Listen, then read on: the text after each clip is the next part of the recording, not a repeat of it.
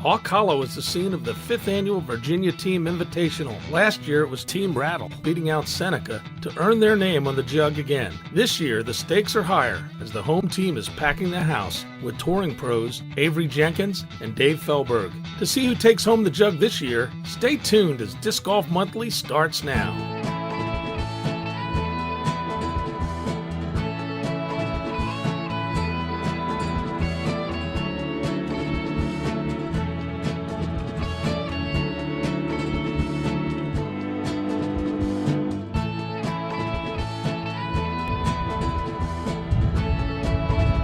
Welcome to Disc Golf Monthly and our coverage of the 2008 Virginia Team Invitational Match Play Disc Golf Tournament held at Hawk Hollow in Spotsylvania, Virginia. I'm Carl Cubbage, and I'm joined by 2001 Professional Disc Golf Association Open Master World Champion Joe Mila. Joe, this is a match play tournament, which is a lot different from stroke play. Yeah, this is basically who wins the hole gets the point, and the first one to 5 points or 6 points, whatever amount of holes they're playing.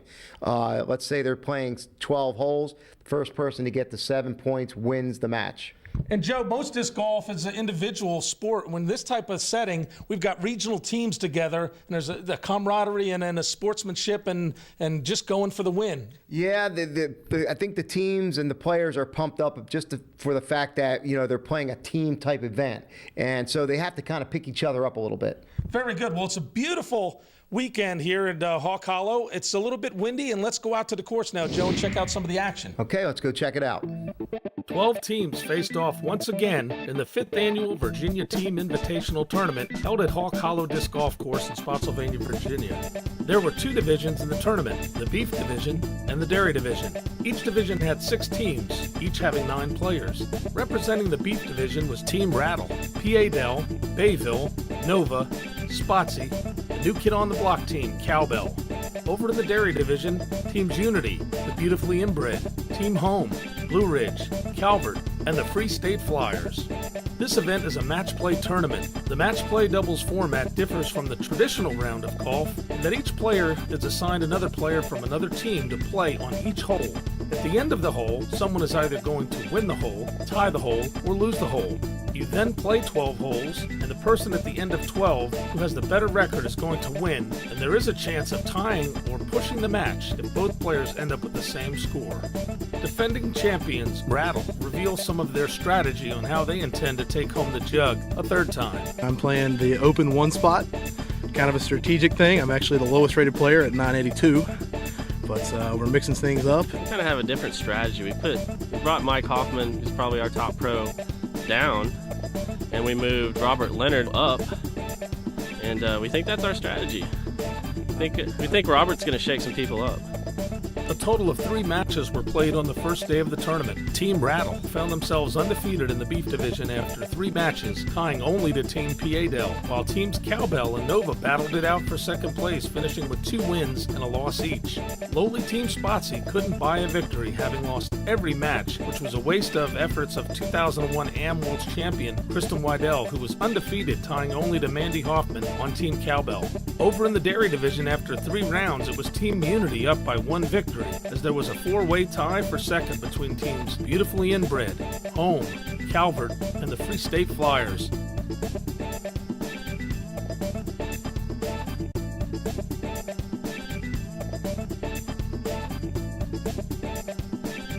With Team Home packing the open seed 1 and 2 with touring pros, it was a little surprising that they could find themselves in a 4-way tie for second after 3 matches.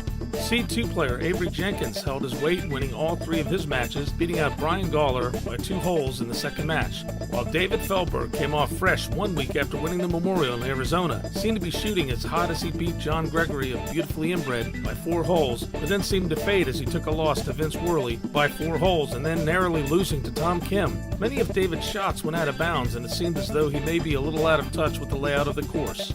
You might have a hyzer trap in there. I'm so confused. Day 2 of the final 2 regular matches, which Team Cowbell finished the regular competition with a 4-1 record, earning them a spot in the playoffs. Also making it into the playoffs in the Beef Division was Team PA Dell, who finished with a 3-1-1 record. Over in the Dairy Division, Team Home won the remainder of the matches to earn themselves a spot in the playoffs. Also making it into the playoffs were Team Unity, who edged out the rest of the division, being the only other team besides the home team that had 3 wins. The playoffs were intense as the divisions crisscrossed, with Team Unity competing against Cowbell and PA Dell competing against the home team. Team Cowbell gave it their all, but they were no match for Team Unity, with B.S. Johnson and Brian Schweberger carrying the team.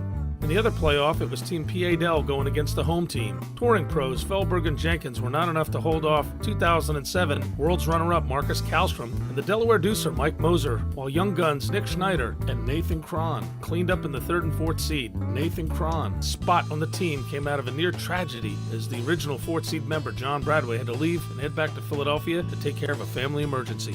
After a 9-hole playoff, it was Team Unity winning over Team Cowbell and Team PA Dell upstaging the home team, making it into the finals for the first time. This is one tournament that will sure to have a very exciting outcome. Speaking of Team Unity, this brings us to this month's What About Disc Golf segment.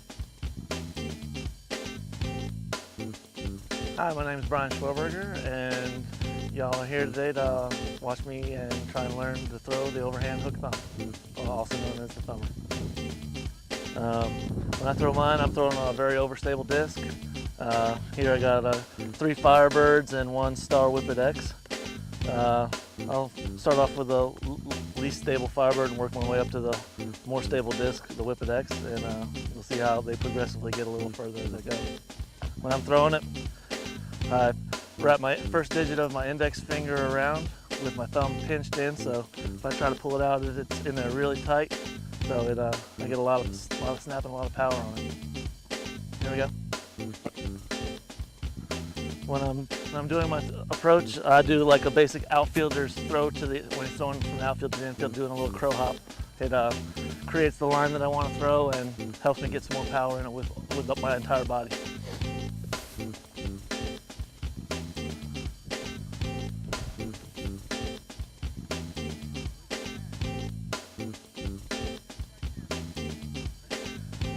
Firebird.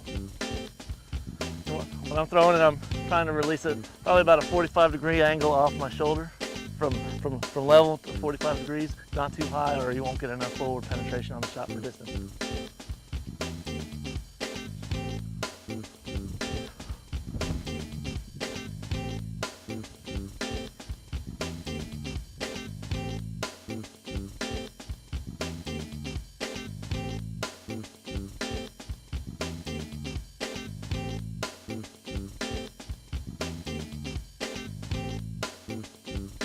Alright, now this Whippet X, this one pans really slow, so it gets a little bit more distance. It's a slower disc than the Firebird, but for some reason it goes about 30 feet further than all of my Firebird shots.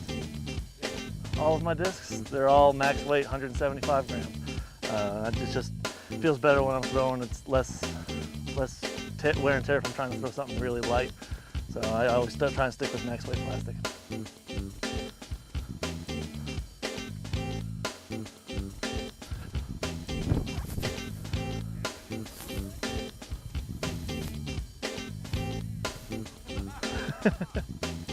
And that's this month's What About Disc Golf segment. Joe, that's some pretty exciting action out there. The competition is fierce, and we have Team PA Dell and Team Unity going in the finals. Now, Joe, there's some top players out there. Can you give me a little insight on who we've got out there and what weapons they bring to bear on the tournament? Well, the couple of names that you have to watch out for is Brian Schweberger. He has an amazing thumber, and I think when you watch him play, he's able to make some shots that people can't make out there with that throw. Also, you want to look for a player like Mike Moser who can putt lights out. And probably a dark horse in this whole thing would be a guy like Link Morgan. Fired up guy. He loves to make shots. So look for him to make some moves out there. And also, I think the weather's going to be a factor. So let's take a look at what's going to happen. Well, Joe, let me ask you one question. You talked about the big players, and obviously they've got some big arms, but in a tournament like this where it's windy in the final 9, putting's going to be a big factor. What do you have to consider when you're out there and the wind's howling and you've got a pressure putt?